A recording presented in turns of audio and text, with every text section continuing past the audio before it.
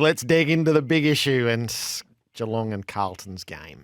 So the easy answer is to say Carlton just missed their opportunities in front of goal.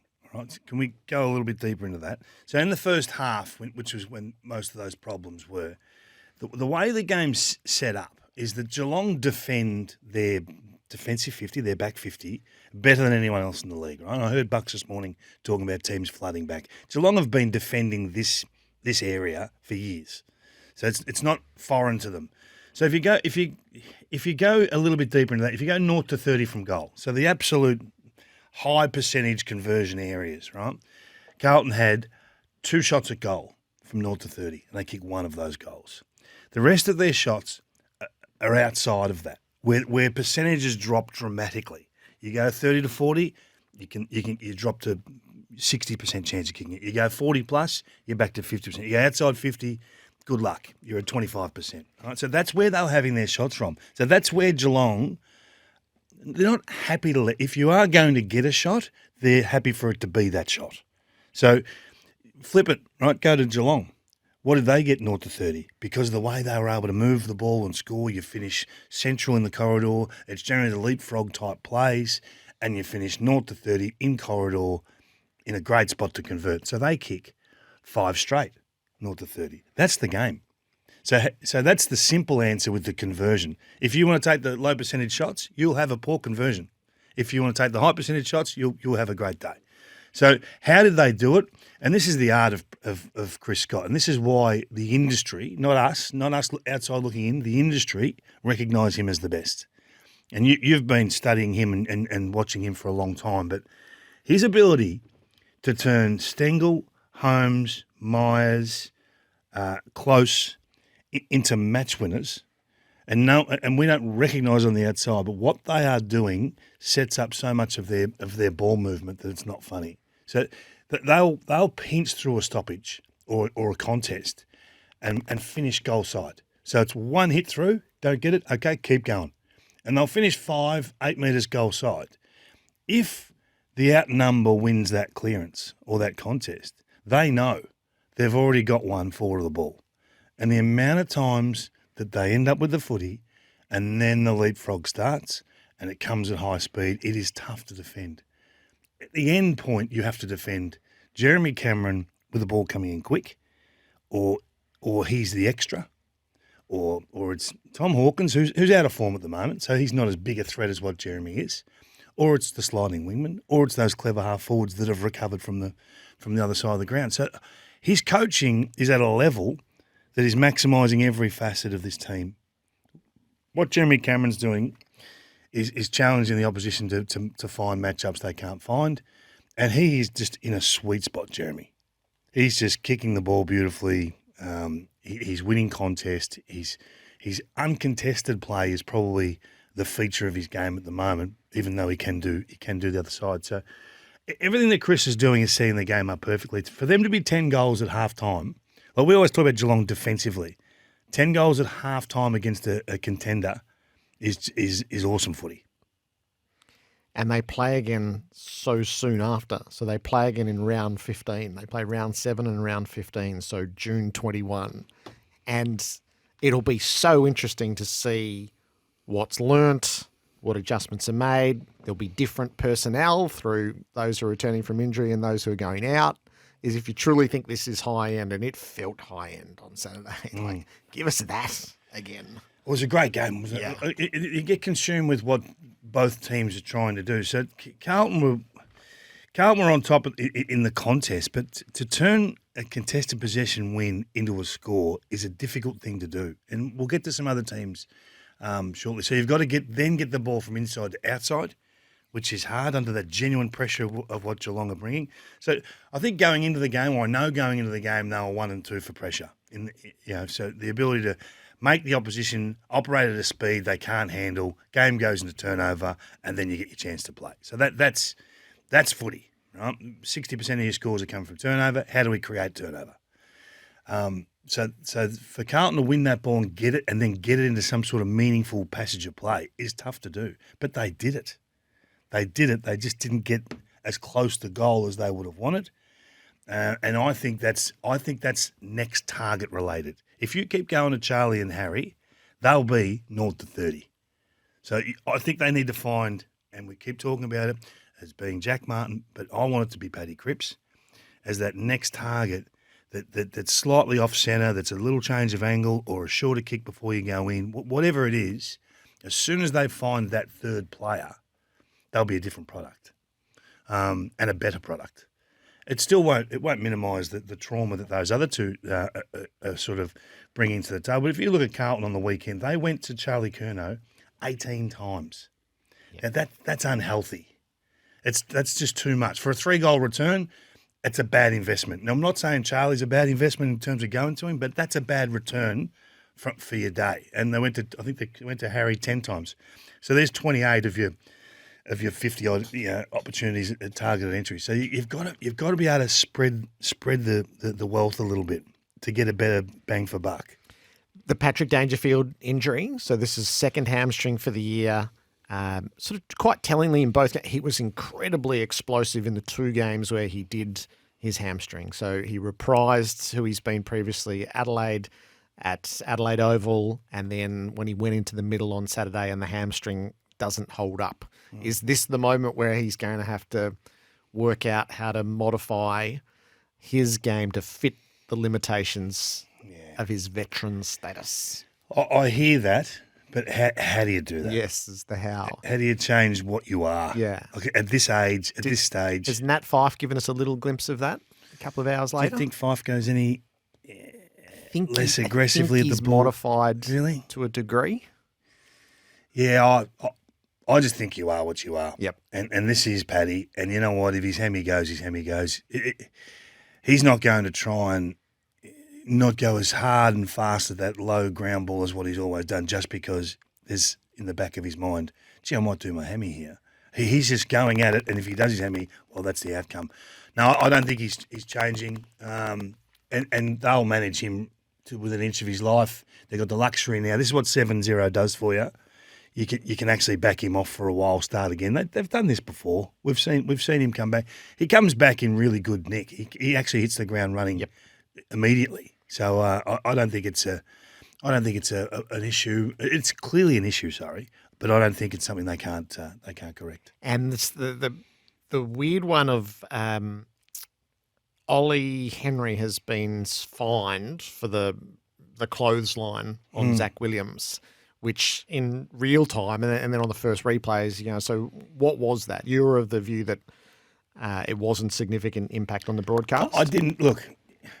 People want you to be honest, and when you're honest, they don't want you to be honest. Yep. So I thought Carlton got the rough end of the pineapple in the first 20 minutes of footy, and I thought there was 2 or 3 holding the ball free kicks inside 50 they didn't get. So you say that, and people get upset. They think you're taking a set against Geelong, but that's not quite the case. That's just being authentic. I thought Williams played for the free kick because he knew that he was going to be caught in the middle. He was going to be caught in no man's land. He was trying to fold up to guard an uncontested marking player, which I think was Brian Myers. He was never going to get there. Went to ground, tried to draw the free kick, didn't get it. And then I think he stayed down because he thought, well, if I've gone down, I've got to stay down. I think he's unlucky to be fined. It was a free kick at best, but I was comfortable with it being play on because I thought he played for it and lost. A loss here would put them out of calculations for the top 4, but you raised the open question that pretty soon we'll be talking about whether they can make the 8 or not. Yeah. And that feels exactly where we are. I always wonder what the point of finishing 7th and 8th actually is for a team that's clearly better than that, aren't they? Like they're a better squad than where they're going to finish, regardless of what that number ends up being. So do you look at the year and say, okay, we're going to try some different things. He says he's got to motivate this group. I've never seen a Brisbane team appear as dull, slow, and basic. They were plain average on the weekend, and that's the biggest challenge in footy. How do you motivate this group? How do you get them to the effort levels of the past just to compete? We talked about the Giants giving them windburn on the weekend. I mean, that they just made them look so listless and effortless for long periods of the game. So that's a huge challenge, especially when you don't have the young kids to bring in to create that enthusiasm. we talked about Darcy Jones and Jake Rogers coming in, and all of a sudden you go, wow, this is good. Where's this kid been? Who have they got that they can bring in to do that? Or do they have to change roles? Do they have to say, okay, we're going to do this, and this week to try and regenerate, try and do something different? It's a big challenge. I think it's a big challenge in season with the table telling you one thing as a player. You look at the ladder and you go, we're miles off those teams. They'd look at GWS, some of those players, and go, we're miles off that. We're miles off Carlton. Have a look at what Geelong are doing. We're miles off that. And then in the back of their mind be thinking, do we have all the answers here? Why aren't we doing these things? There's a bit of that scene from Jerry Maguire when Jerry gives him, he gets the big hug. How come we don't hug? How come we're not hugging? Why aren't we getting that next level intel? See what they're doing with their half forwards Geelong. Why aren't we doing that? So I think everything in Brisbane's a bit hard at the moment. And it has been a 4 or 5 year campaign to get to here. And they've been at the top end for a long time. They've played 26 games a year, 25 games a year for 3 or 4 years now. And there is a toll in that if you don't win it. And when you lose a grand final by 4 points, you can drop off. I can understand why they're here, but getting out of this is a massive challenge. Yeah, whether you can get out of it in season or not. So I think there's not a bad reference point in Geelong's year last year, as they were exhausted coming in. So you play whack-a-mole all year and it gets you nowhere, but you miss the finals and everyone gets to take a breather, take a break, and then try again. And I wonder if that's going to be their lot. Are they going to spend their whole year trying to find parity? Are they going to spend their whole year striving for 12 and 11? Yeah. So this is the feedback on Brisbane in a nutshell. Back-to-back texts here, right? 644 says, King, the Lions are having a year like the Tigers in 2016. So you just accept that one and walk through and roll on. Then the very next text of 855 is Chris Fagan like Leon Cameron. Just won't get the job done. So that's the top and tail. They're wide ranging views, aren't they? And I think we all feel a bit of that. Like, the question is always asked to me, is Chris Fagan going to be their premiership coach? Now, we can't really answer that. He's been bloody close, I know that. But now they have to evolve into something different and find their will and want not just to compete, but to excel. And it looks like it's a long way from where they are today. That's the pressure index for the Lions right now. They've got a winnable set of games, but in this sort of season, you can't assume anything, and sometimes it's the loss in the winnable game that'll actually see the bottom drop out. So, yeah, we're on high alert there, I think. They still feel like they should have won it last year, don't they? Every time they talk, there's an arrogance and a confidence that I love. And I think that you have to sell that to your group. We are better than them. Let's just go and perform. And that's how they play. I'm with him on that. It wins, but geez. So in terms of, and I keep saying this and people get sick of it, but when you get the football, you've got to be able to find a way to get on the scoreboard. So how good are you at punishing the opposition? Second best in the conference stoppage and clearly the best from intercept. What an asset that is. And the way they do it has a brutality to it. The speed, the anger, the want for more every time. Every time Callahan got the ball on the weekend, he wanted to step around guys. He wanted to break tackles. He wanted to get through. I think Josh Kelly is having an outstanding season that no one's really recognising. His ball use is an absolute feature. I had a look, just getting off track a fraction, but I had a look at the best ball users in the competition as we sit right now. So the guys that get the most bang for buck with their possessions, and these names are not really going to be a great shock to anyone, but there's a couple in there. So Heaney's number one. If he gets the ball, he's the greatest impact player ball in hand. Stephen Coniglio, number 2. Shea Bolton, number 3. Josh Kelly, number 4. So they've got 2 in the top 4. Jeremy Cameron, number 5. Nick Dacos, number 6. And Paddy Cripps, number 7. This is why I keep talking about Cripps. What more can you get out of him now that he's in this mode? But Josh Kelly at number 4. I don't think many people are recognising his year and his impact on this team. And now they've got the small parts or the lesser lights playing significant roles. Everything's working. So without Toby Green and Sam Taylor, they're able to do that. They're able to put Brisbane Lions into a flat spin without their 2 best players. Yep. Like if you said to Chris Fagan going in the last week, you can take 2 magnets off the board. Which 2 do you want to take out? They're the 2 he takes out. So you don't get a better chance to beat them, let alone compete with them. And they got blown away. So how do they get blown away? Well, they get blown away by their ability to counterpunch across the whole field, really. But their work off half-back is unreal. 28 points from that. So that from the centre circle to the top of the defensive 50, that defensive mid-zone, the old half-back line, right? This is, in my opinion, the number one indicator in the game for where you sit. So if you can punish from that possession, you go a long, long way. Can I give you the last half a dozen teams that have had the best strike rate from turning that possession, usually an intercept, into a score? In 19, it was Richmond. How'd they go? Premier. In 20, it was Richmond. Premier. In 21, it was Geelong. So Melbourne did it a bit differently. They won it through defence and contest. So that's not an outlier, but Geelong was still a high-level team that year. In 22, it was Geelong number one. Premier. In 23, it was Collingwood number one. Premier. And this year it's GWS. Right. And by a margin. So this is something to watch. It's really early. We're only sort of 7-8 weeks in, so they're going to have to hold this.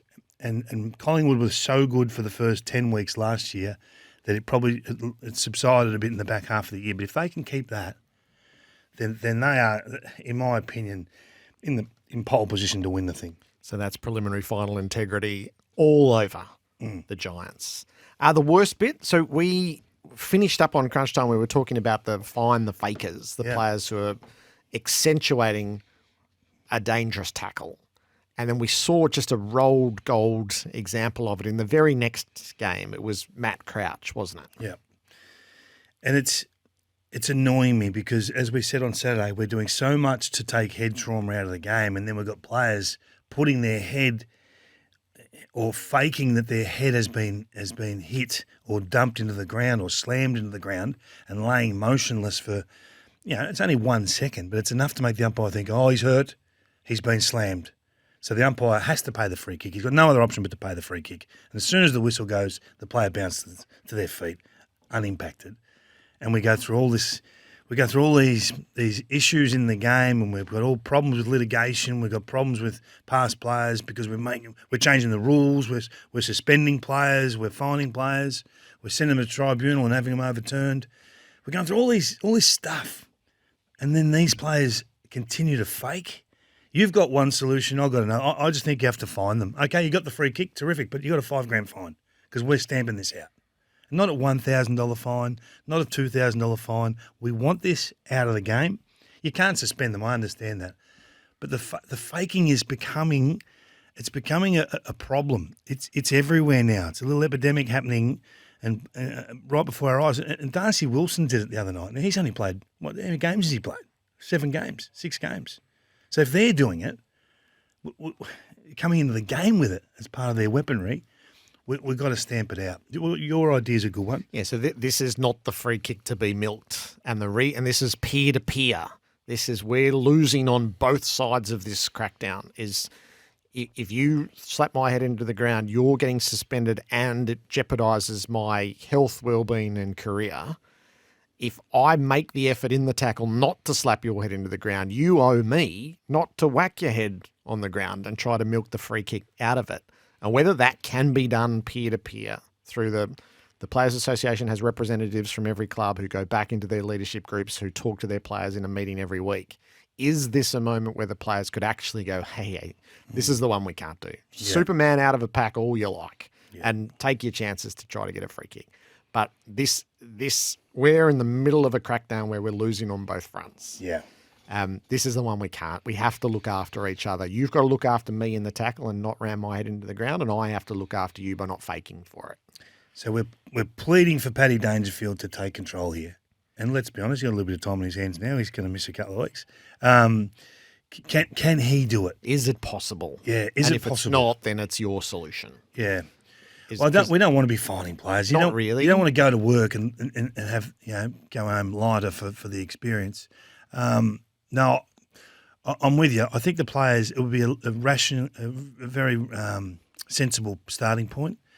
Just don't know if they can do it. No, that's right. It might be Pollyanna, that idea. But you're having listened to you on Crunch Time and then watched it, and you went, even I could see that one. So I reckon there are some that only the ex-players can see. But when that happened, you went, that's the exact one. Yeah. Don't do that. No. It's not worth the free kick. It's not our game. I feel like this is Fremantle. This has been a long-term project of yours, more about the style of footy they play and what it would or wouldn't lead to. I noticed that your observations were picked up and said, well, they went on a winning streak and made finals and won a final, but that sort of ignores that the whole way through you've questioned the manner in which they've played and said that it would never be successful in September. But so just the starting point is that you saw change on Saturday night? Yeah, it was adventurous the way they played. It was more creative, more handball, more flow, which ahead of the ball allows forwards to do their work and not be stationary targets at the end of a slow build-up and have to win a contest every time. So I was rapt to see it, Jared. People get bogged down in the day-to-day discussions around footy. I've been talking about Fremantle freeing things up and exploring what they've got. Exploring their team. It's, they're a great defensive team. They're a great defensive team because they kick the ball around and the scores against always says 65, 75 points. It's always low, but the game itself is always a non-event. It's an artificial brand. It's a fake defensive profile. Because when the opposition get the ball, if they go whoosh, whoosh, whoosh and score a couple of times, you're in trouble to find a way to respond and get back in the hunt. So I've never liked that. I've never rated defending your own goals by possession, the old keepings off model. So I looked at what Brisbane did on the weekend, and you say, okay, is this the new Fremantle? Sorry, is this the new Fremantle? And I hope it is. I really hope it is, because if they can trust their back six to get the job done, and sometimes they're going to be under a bit of pressure, and sometimes the ball's going to be come down faster than what it has for some time, fine. They've got some good players down there, and they're in pretty good form. So I love what they were able to do post-intercept, and I'll get the numbers up for you in a moment, but their ability to score off half-back was strong, and that's what we're talking about at the moment, being the one statistic that takes you to success. They haven't really been a damaging team for some time. So I hope this is the new Justin Longmuir. I really do. And I think he'd be wrapped with what he saw. They're in good form. I looked at their ability to take the ball from inside to out from stoppage, and that was terrific. So on the weekend, in terms of turning a turnover into a score, they were exactly as damaging as the Adelaide Crows against North Melbourne. Okay. Number one for the round. Now, they wouldn't have been number one for the round forever. So that's just from turnover. So that's the shift. They don't have to be number one, but if they can be in the top half a dozen and trust their backline, I think it can come together quite quick. So this is my frustration. I want them to be good. People think I'm talking them down. I want to see how far Sarong can take this group in a short space of time, and how quickly these forwards that are still young and are still developing. But they've found a couple of players, haven't they? I mean, we talk a lot about youth. Emmett, I think, is a real player. I like what Emmett's doing. I think he's one that jumps off the page. And Simpson, we talked about him through the pre-season. He's the one that's got speed and then a little bit of class and poise at the end of his runs, and a little bit of that footy IQ that is not normal for a player of that age. They normally take a while to build their understanding of what the game requires at each moment. He has it already. So I think around the edges they'll come together pretty quick. You know, they got some pretty good targets. Frederick makes such a difference to this team. He really does. But if they can play with this sort of freedom, they'll get a greater spread of goal kickers and more bang for their buck when they win the ball. Yeah, so adventure might suit them. Yeah. How close are you to validating what Essendon is trying to become? Yeah, well, I think we have been doing that. I thought they were a mess a month ago, right? Because everything wasn't working, was clunky, except for their clearance stuff. We always said their clearance work, put that to the side. And their captain, we keep talking about, I think he's having the best season of leadership in the competition right now. There's still some issues, right? But they're playing some good footy. They're playing some really good footy. They've always been able to move the ball, but they've never been able to defend. So in the first half last week. I'll get the exact numbers for you. All right. So in the first half, when they were dominant early and got the job done. So in terms of holding up defensively, so Collingwood scored 16 points out of their defensive half. So being able to move through the Bombers. Right. 2 of those goals. So 12 of the 16 points come from kick-ins, which is quite bizarre, right? So they'd look at that and say, well, that's an outlier. That's probably going to happen once every 8 weeks. The rest of it, so they'd look at that and go, geez, we've coughed up 4 other scores. 4 points for a half of football out of the defensive half. That is brilliant. And then when the game slips and they go back into old habits and they're not as diligent and they're not there yet, right? So this is what we're talking about. We're talking about performance. So they cough up 31 points in the second half out of the back half. And in the end, that's the gap in the game. That's the reason why they didn't get all 4 points. Now, we're not hunting for negatives. We're not. We're just saying unbelievable, gettable. So as soon as they can find that consistency and be somewhere in the middle, they'll be a good footy team and then the potential to be a great footy team. But you just talk about performance. So people say, oh, you're a bit hard on them. Well, of course we're hard on them. I think they've got serious talent there. And the off-season signatures shows that they think so too. Otherwise, you're not going and making these decisions ahead of time. You know, you went through the draft picks. You know, we're seeing probably the best of those guys because the rising tide has lifted all ships at Essendon. So that's all we're hunting for. We're hunting for Essendon to become the finished product as quick as they can. Quick line on, they got that wrong. Is Hawthorn getting whacked for the wrong game? I think so. This is sort of... Yeah. This is like flyweight taking on a heavyweight, isn't it? This is the price of doing business against some teams. Yeah. And he probably didn't help with the venting of some frustration at the quarter-time break. Probably elevated the look of his investment in this game. You know, of course he's invested in the game, but like it looked like this. Hey, come on, you know, everything's on the line today. Whereas I just think that's just Sam coaching. You know, don't judge him against the Swans. Judge him against the Kangaroos last week. Judge him against those in the middle table at the moment, not those at the top.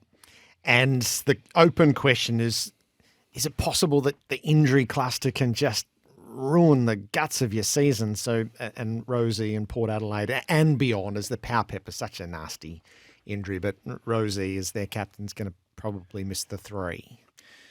So let's find out, hey? Let's see Port without the security blanket of their captain, who's been a top-line performer. So I had a look at so we did the discussion on Christian Petrarca on the weekend, and when you tag Christian, what it does to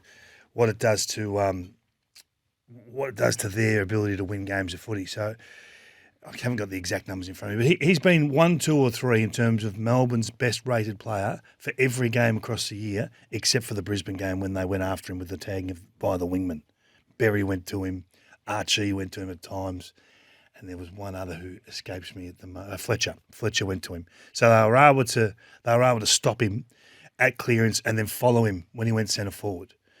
So they went after Petrarca with Marlon Pickett. Well, I look at Rosie and I think, what's been your impact on Port Adelaide this year in that same fashion? So what ranking were you in terms of influence on the games? 6th, 13th, 4th, 1st, 3rd, 19th, and then 5th. There's an injury asterisk on that one. So he hasn't always been the number 1, 2, or 3. So let's see who steps up. Let's see who fills the void with his leadership and his ability to create some scores. So I'm fascinated by Port. They just every year are the same for me. Do they beat the best? Is the way they play going to take them to the promised land? Is it too aggressive? So I'm waiting to see, but I'm looking forward to seeing them exposed without their captain. Okay. You had to be good to get into the seedings are going to make sense from here. Carlton beats the Giants. Geelong beat Carlton. Sydney's about to play the Giants. Round 10, Sydney Carlton. Round 11, Geelong Giants. We're coming together. Who have you got at 4? 4 is going to be a rotating door, if you like, a revolving position for me. It's going to be the Sydney Swans at the moment, but I feel like that number 4 is up for grabs every week for a while. I got Sydney at 4. You'd love to play Hawthorn every week for a place in the seedings, but they did it well. 3? My 3 won't change, I don't think, for the rest of the year. Oh, right, yep. I think they'll be not necessarily this order. At 3, I've got Carlton. I thought they were brilliant on the weekend. Didn't get the job done, but they show you why they're going to be there. I've got 3, the Giants, only Giants. because Carlton just beat them. Okay. Gosh, they're good. 2, 2 Geelong for me. The way they won that game was just brilliant. It's just a matter of, in my mind's eye, how far can the coach take you? Yep. 2, Carlton. I like this text. Going to be interesting to see how Jared ranks Carlton above Geelong this week. I thought of every which way to do it, but I just couldn't do it. I had to concede this week. 1, something about your wife and your mistress that got sent through once. What are we up to? GWS for me, number 1. They got the 5-star Meltzer rating for me. That was as powerful a performance as you said. When you leave a club in a flat spin, you've played well. Geelong at 1 it's hard to go past the 7-0. I resisted for a long time. Out of 10.